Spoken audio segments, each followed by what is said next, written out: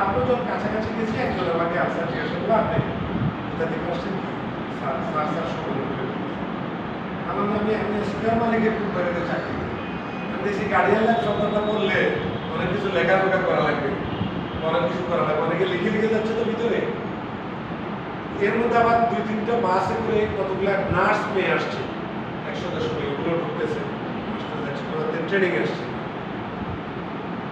তো আমি বললাম যে আমি স্কোয়ার কোম্পানির মালিকের কোম্পানিতে আছি, ওখান থেকে আসছি। তো ওরা বুঝে দিচ্ছে স্কোয়ার থেকে আসছে। স্কোয়ার আমাদের তো ওখানে ভালো বলতে পারে, ভালো ওষুধ ওষুধ অনেক কিছু ভালো হয়েছে।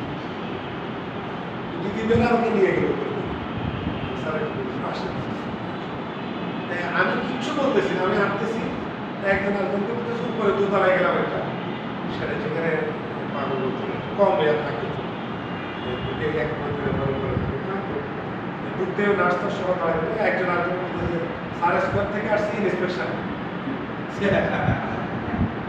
আমি তো আর বলতে পারতেছি না, না না আমি ইন্সপেকশনে আসিনি, আমি এমনি দেখতে আসছি।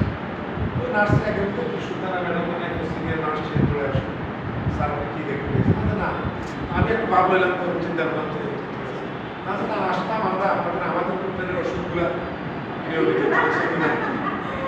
তারপরে আসলে আপনাদের এখানে যে কোশ্চেন সেই ফাংশনগুলোর সাথে সব কিছু ঠিকঠাক আছে কিনা আপনি দেখতে আসছেন, ইন্সপেকশন করতে কিছু না আপনাদের। তাই আমি যাই দেখলাম যে 80% মানুষ শুয়ে আছে, শুয়ে ঘুমাইতেছে।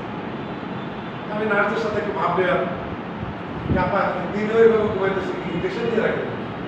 এটা কোথায় একজন দৌড়ায় আসছে, আসে বলছে স্যার আমাদের খালি ইঞ্জেকশন করে আমি শুয়ে থাকি, খালি ইঞ্জেকশন করে খালি ঘুমোর ওষুধ খাই। হ্যাঁ খালি ঘুমোর ওষুধ, ও একটু জোরে এর মধ্যে বাড়ি দিয়ে গেছে তো কি জানি যে খাসা রডার বলতেছে এ সারা উঠে চলে গেছে।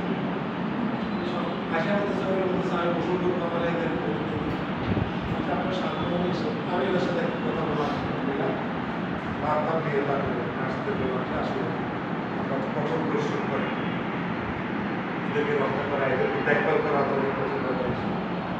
স্যার আপনি আমাদের দুঃখটা বুঝতে পারছেন?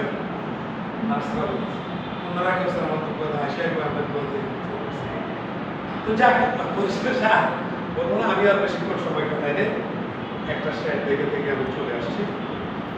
এখানে বলেন তো দেখি পুরো মূল্যায়ন